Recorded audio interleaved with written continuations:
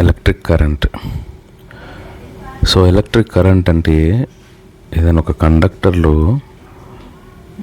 Flow of electrons, so electrons అనేవి, so flow of electrons per unit time. అంటే unit టైంలో మనకి ఎన్ని ఎలక్ట్రాన్స్ ఫ్లో అవుతున్నాయో దీంట్లో కండక్టర్లో. సో ఇది ఒక ఎగ్జాంపుల్ తీసుకుంటానికి ఇది ఒక కండక్టర్, దీంట్లో ఎన్ని ఎలక్ట్రాన్స్ యూనిట్ టైంలో మనకు ఫ్లో అవుతున్నాయో దాన్ని మనం ఎలక్ట్రిక్ కరెంట్గా డిఫైన్ చేసుకుంటాం. So electric current is the number of electrons moving through a conductor per unit time. So mathematical expression తీసుకుంటే కనుక I is equal to Q/T. Q అనేది ఇక్కడ ఛార్జ్ని ఇండికేట్ చేస్తుంది, ఎలక్ట్రిక్ ఛార్జ్ని ఇండికేట్ చేస్తుంది, T అనేది టైంని ఇండికేట్ చేస్తుంది.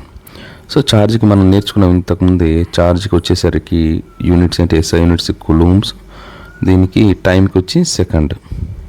సో కులూమ్ పర్ సెకండ్ అనేది ఐకి యూనిట్స్గా తీసుకోవచ్చు, లేదా యాంపియర్ అనేది SI యూనిట్ డైరెక్ట్గా ఉంటుంది.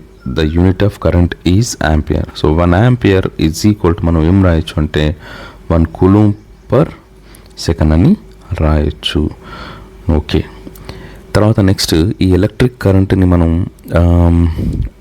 సర్క్యూట్లో తీసుకుంటే కనుక, అంటే ఎలక్ట్రిక్ కరెంట్ని మనం దేంతో మెజర్ చేస్తామంటే అమ్మీటర్ తోటి మెజర్ చేస్తాం.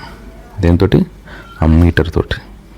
సో ఈ అమ్మీటర్ని మనం ఎప్పుడు కూడా, అమ్మీటర్స్ ఆర్ ఆల్వేస్ కనెక్టెడ్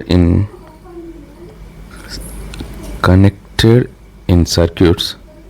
ఎలా ఉంటుంది అని అంటే సిరీస్ మోడ్లోనే కనెక్ట్ చేస్తాం, ఆల్వేస్ ఇన్ సిరీస్ మోడ్లోనే, అంటే పక్కనే కనెక్ట్ చేస్తాం సర్క్యూట్. ఫర్ ఎగ్జాంపుల్ సర్క్యూట్ ఇలా ఉందనుకుందాం,